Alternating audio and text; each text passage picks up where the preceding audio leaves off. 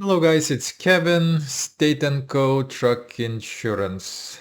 And so in my last video, we talked about the FMCSA's new English language rule and the hardship it could bring, especially for immigrant truckers. And oh boy, I did not anticipate that, but that video got a lot of responses from people who are worried about what's happening in the trucking industry. And I'm not taking either side here. It's just me providing the facts, and a lot of you left comments sharing your own experiences and frustrations, and it really sparked a conversation. But today we might finally have some good news. The US Department of Transportation is planning to roll back more than 50, and I mean 50, federal regulations, and many of them directly tied to the trucking industry. So let's break down what's happening and which specific regulations are being cut and what drivers across the country are saying about it. And here's a quick list of some of the rules that are on the chopping block. I'm not going to go through all of them. That's, would take probably 2 hours. But here are just some wanted to highlight. So truckers would no longer need to carry a physical copy of the ELD manual. Checkbox. That's kind of, I guess, makes sense. The requirement to carry spare fuses would be eliminated. Rear underride guards would no longer be required to have certification labels. That's an interesting one. And the CDL holders wouldn't have to self-report traffic violations to their state of domicile. Okay. The motor carrier routing regulations, originally created before modern routing technology, aka ELDs and GPS, would be repealed. Certain civil penalty guidelines would be streamlined to eliminate duplicate language. I guess makes sense here. Then requirements to submit paperwork for public hearing participation instead of allowing virtual submission would be removed. Legacy rules that require submitting requests in hard copy form in 2025 when digital systems exist would be rescinded. I think that's a that's a winner on this one. A rule mandating annual physical inspections on certain items already covered in routine maintenance would be eliminated. Some hazardous materials, marking and labeling requirements would be updated or consolidated. Well, the DOT's argument is simple. These rules are outdated, they don't enhance safety, and they create unnecessary administrative burdens. In other words, they're saying it's time for a regulatory spring cleaning. Now, if you've been driving for any length of time, you know that not every rule helps. Some are leftovers from the pre-digital area, and it certainly makes sense to, cutting those regulations. But cutting over 50 at once, I think that's a big move, and it stirred up strong opinions across the trucking world. I keep an eye on other YouTubers and owner-operators and truckers commenting and talking about these deregulations, as well as Reddit and Truckers Report. And drivers are already sounding off. One said, every time they deregulate, they say it'll help us, meaning small guys, but it usually helps the big carriers, mega fleets, and then we're left with tighter inspections and no support for smaller players. We're talking, 2, 3, 5 power units here. Another one I saw posted, a fuse sounds like nothing until you're out of commission because you didn't have one. Some rules are annoying, but they exist because something went wrong before. I guess that, there's some, logic to that. And that second comment really gets to the heart of the issue. And let's take a spare fuse requirement. It sounds minor, but it saved more than a few drivers from being stranded. I guarantee you that. Same with carrying a physical ELD manual.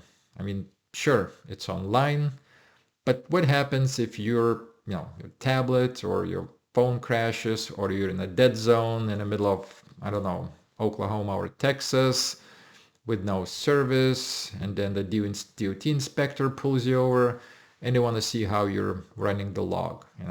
That does become an issue. And don't even get me started on underride guards.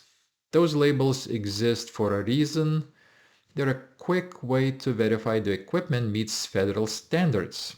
And removing that label might not seem like much until something goes wrong and no one can prove that guard was compliant. So yes, cutting some of this red tape might make operations smoother, but I think it's a slippery slope. Once you start pulling out safety and accountability structures and even little ones, it's only a matter of time before someone, probably a smaller operator, gets caught in the fallout. And here's the thing. Many of these regulations aren't just bureaucratic fluff. They're about consistency, about ensuring that every driver, every carrier, and every inspector is working from the same playbook.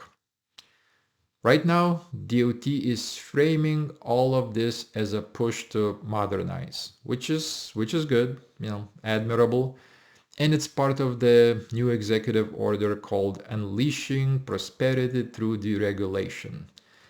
Sounds nice, right? But anytime something is rolled out that fast and that broad, you should ask, who benefits, who was behind, who was pushing for those deregulations. Because I'll tell you who doesn't. It's not the independent driver or owner operator trying to keep two trucks running. It's not the guy doing 70 hours a week and still barely, able to pay for the insurance. Typically these kinds of deregulations are a goldmine for larger fleets and lobby-backed mega carriers. The ones that can afford, to cut corners because they have legal departments and layers of risk management. And what's worse, I think we've seen this playbook before. In 1980, when the Motor Carrier Act deregulated the trucking industry, it opened the doors to competition, kind of increased commerce and interstate commerce, but at the same time also flooded the markets, crushed wages and made driving jobs less stable than ever. So fast forward to now, and we're still dealing with the legacy of that deregulation wave from the 80s. So, this could be round two. That means more profits for corporate fleets, more headaches for independent drivers, owner operators. And that's the concern I'm hearing from drivers who've been in this industry for decades. Now, I'm not saying all of these rollbacks are bad.